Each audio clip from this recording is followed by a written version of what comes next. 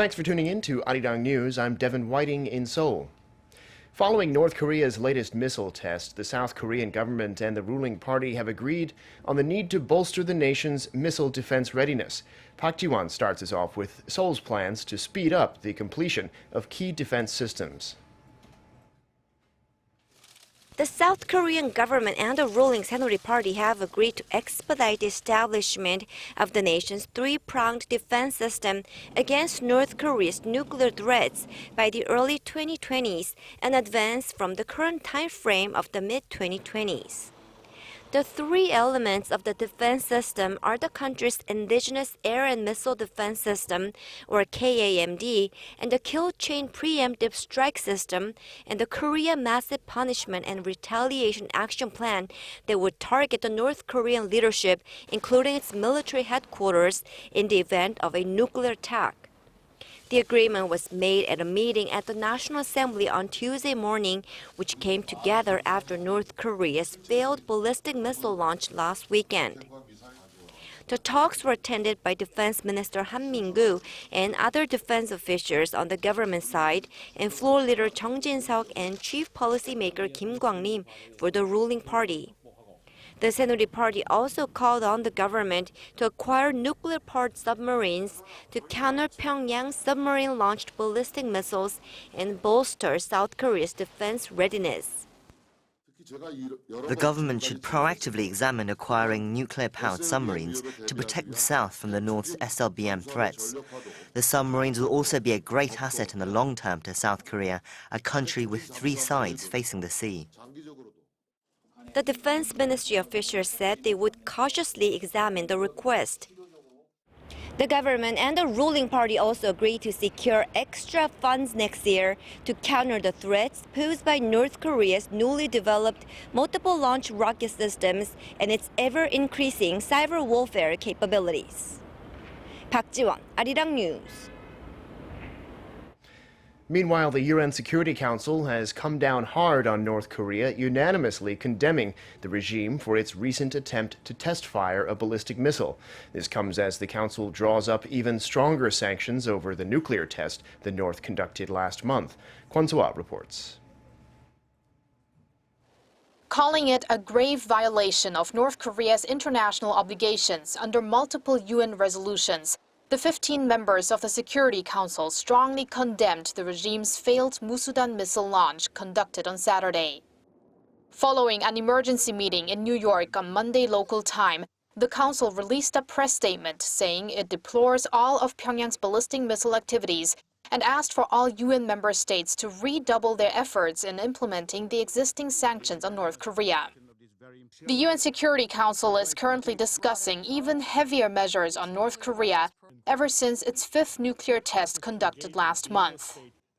South Korea supported the UNSC move, saying it indicates a united will to change the regime's nuclear calculus.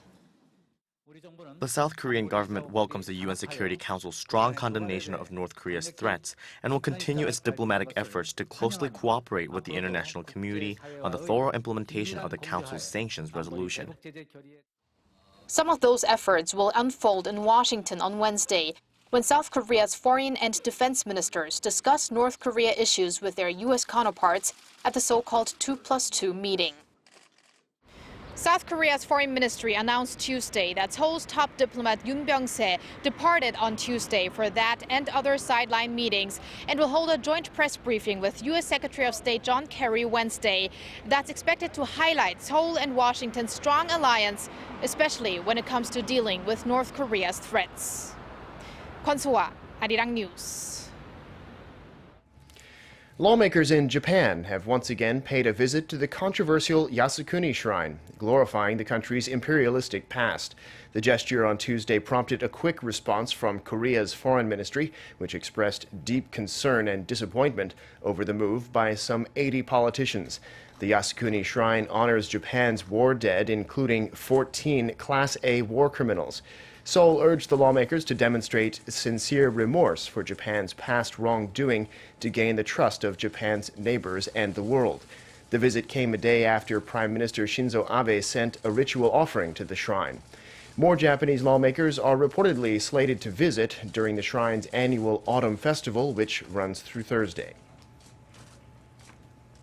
President Park Geun-hye this morning attended the opening of a forum for leaders participating in rural development programs around the world, modeled on Korea's own Saemaul movement. She told attendees at the Global Saemaul Leadership Forum in Pyeongchang that the Saemaul Undong laid the groundwork for Korea's current success, and she vowed to provide customized support for countries seeking to eliminate poverty and pave the way for sustainable growth. President Park pledged to invite more participants to join the initiative and to provide a standardized curriculum for them. She also promised to implement follow-up programs in each country so the initiative can take root. Over 7,400 Saemaul leaders from 99 countries have been trained in Korea so far, with around 700 of them attending this year's gathering in Pyeongchang, the host city of the 2018 Winter Olympic Games. Iraqi government forces and their allies battling to take back the country's second city of Mosul from the Islamic State have reportedly paused their offensive on its second day amid conflicting statements as to why. A Kurdish commander told the AP earlier in the day that his troops had achieved their objectives and that Iraqi government troops would press ahead. But an Iraqi Special Forces commander later told reporters that his forces have delayed their advance following a request from Kurdish forces for more time to achieve their goals. The coalition advancing on Mosul involves groups that have historically been opposed to one another.